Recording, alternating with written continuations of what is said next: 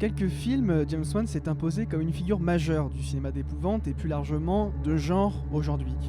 Acclamé par certains, moqué par d'autres, son style a eu le mérite d'attirer notre attention et la sortie simultanée cet été de 2 de ses projets nous ont poussé à nous pencher plus en détail sur la filmographie axée sur le pur film d'épouvante de ce jeune créateur assez insaisissable.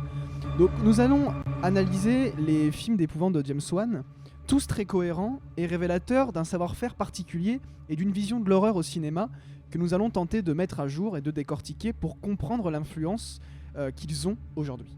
Donc son cinéma repose sur des vieilles recettes habilement utilisées.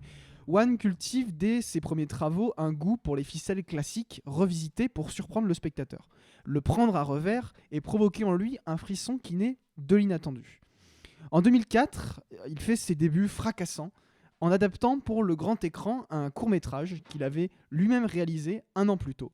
Il décide donc d'adapter pour le grand écran un court-métrage qu'il avait réalisé, qui était par ailleurs assez médiocre, mais qui trouve ici son sens dans la mesure où le film va devenir culte.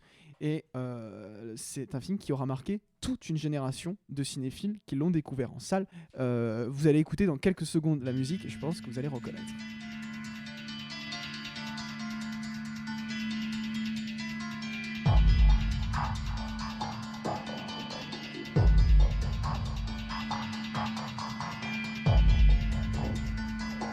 Saw est un choc à sa sortie.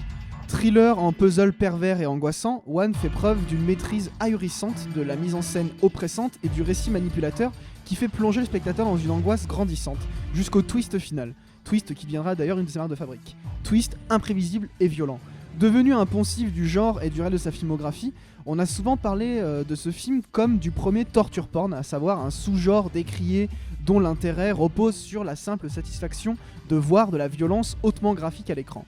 Comme nous l'avons fait avec Eli Roth et son diptyque Hostel, nous allons rétablir une vérité trop souvent souillée. Saw, premier du nom, n'est pas un torture porn.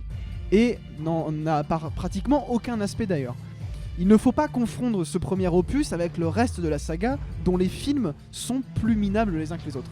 Toujours en est-il que Wan, qui produira les 6 sequels, et on en reparlera de la médiocrité des productions du réalisateur, a su imposer dès ses débuts une identité visuelle et narrative qui n'aura depuis de cesse de faire évoluer.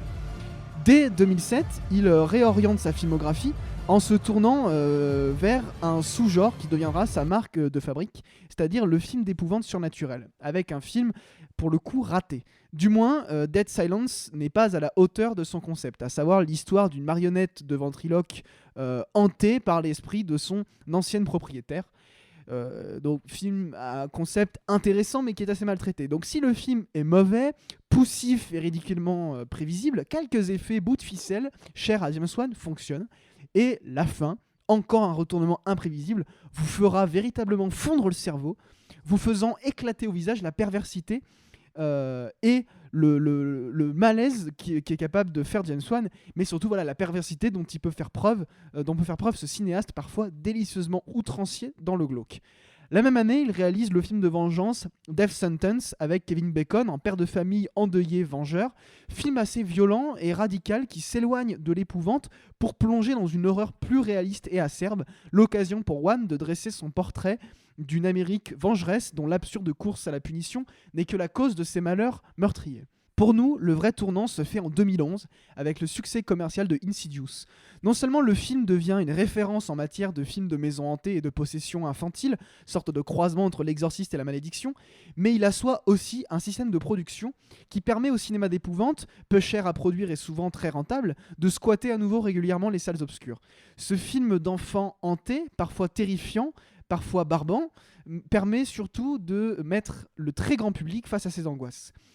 James Wan affirme ici définitivement son goût pour le rétro, l'hommage, mais sans céder au référencement abusif.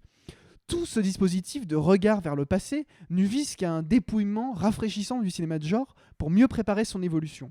Puisqu'il construit ses films sur des ficelles anciennes et reconnaissables, James Wan n'épargne pas son public et s'amuse de ses codes pour les pervertir. Ces jumpscares deviennent presque réussis, ce qui semble impossible au vu de l'agacement que provoquent habituellement ces purges de jumpscares, qui sont complètement inutiles et contraires à la peur, et son ambiance oppressante à la limite du supportable.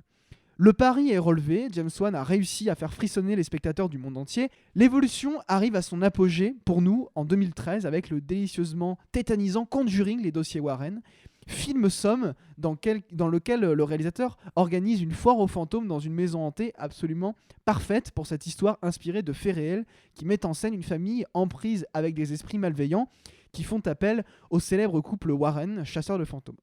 Une fois de plus, le look rétro des effets du cadre, du récit et de l'imagerie vont dans le sens d'un dépouillement créatif, un retour aux sources de l'angoisse qui vise à percer les peurs primaires du spectateur. En limitant les effets beaufs et le numérique, James Wan parvient à cerner l'essentiel et en même temps qu'il réalise un bon film d'épouvante, très bon même, il met en évidence les travers du reste des productions horrifiques qui recyclent superficiellement des recettes faussement renouvelées. À l'hypocrisie cache-misère, James Wan préfère l'authenticité.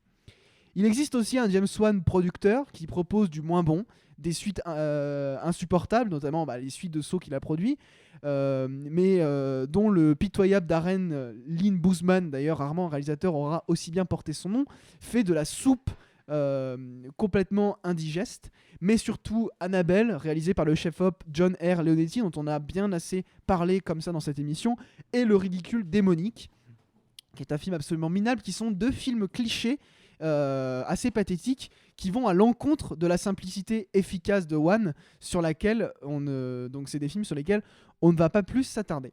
Donc si on a décidé de vous parler finalement assez rapidement de ce jeune réalisateur, c'est que deux projets très intéressants auxquels il est lié sortent cet été. Déjà Conjuring 2, le cas Enfield qu'il réalise, et Dans le Noir ou Lights Out en version originale qu'il produit. Donc ce dernier est réalisé par David F. Sandberg, qui est à l'origine de ce court-métrage du même nom, de 2 minutes, dont nous avons beaucoup parlé et que nous avons souvent défendu. Il se retrouve donc ici à la tête de l'adaptation hollywoodienne de son propre bébé, produit par un digne représentant de l'horreur américaine contemporain. C'est à nos yeux l'espoir d'un retour du cinéma de genre dans les mains des auteurs, des créateurs, des artisans de la peur, qui se font les maîtres du titillage d'angoisse, un savoir-faire rare et précieux que James Wan représente avec brio aujourd'hui, et c'est pour ça qu'on a décidé de revenir sur ces films assez rapidement. En ce qui concerne Conjuring 2, on vous propose la bande-annonce, mais avant, on vous recommande une nouvelle fois chaudement d'outrepasser vos peurs et vos préjugés pour vous plonger dans la filmographie passionnante et surprenante de James Wan. Vous y découvrirez des films assez sensibles, assez subtils dans l'approche que peut être faite de l'épouvante. Vous aurez le sentiment d'y reconnaître des choses, mais la surprise vous y attend. Ici est l'horreur. Faire du connu l'inconnu et du rassurant l'angoisse de se retrouver face à l'imprévu. Le lieu où toutes les peurs s'animent. Les films de James Wan sont ce lieu. Grâce à lui, l'écran devient cauchemar. Et c'est grâce au cinéma de James Wan qu'on peut dire que le cinéma d'horreur n'est pas mort et continue à faire frissonner les spectateurs du monde entier.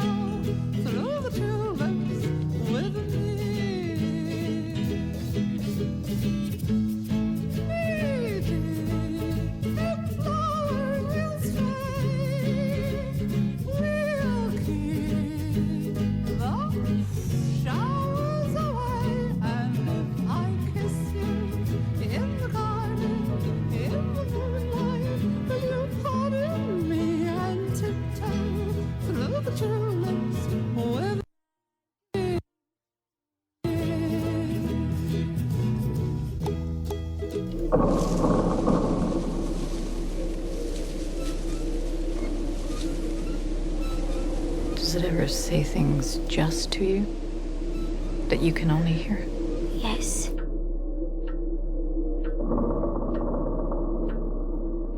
Does it feel like it's coming from inside of you?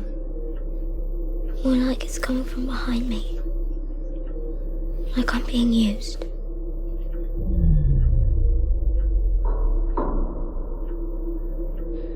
What does it say?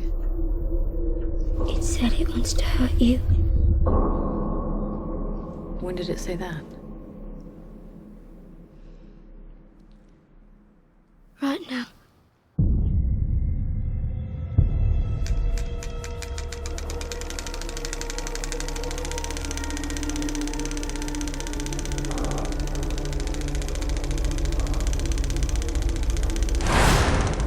In the name of the Father, and the Son, and the Holy Spirit.